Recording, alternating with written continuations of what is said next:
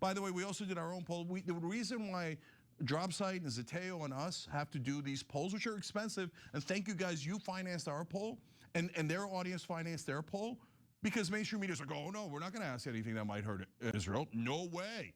Asking the question of whether this war is for Israel, that question is anti-Semitic. All Americans are anti-Semites. They yell at us. They yell at us. And then they wonder why they lost credibility.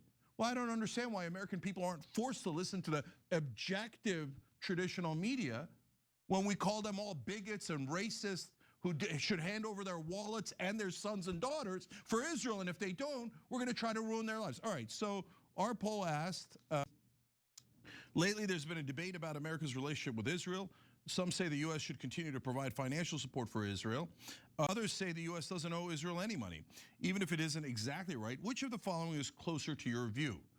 The U.S. should continue to provide financial support for Israel, a solid 30%. The U.S. doesn't owe Israel any more money, 49%, not sure, 21%. So only 30%. The 21% are people that are uneducated and can't read. That's just what it is. The 30% are people that are uneducated and can barely read.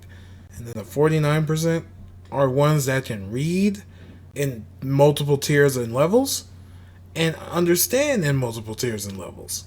But those other two polarizing numbers are people that can't read and don't know what's going on. It's very bad. America's getting dumber and dumber, and that's by design.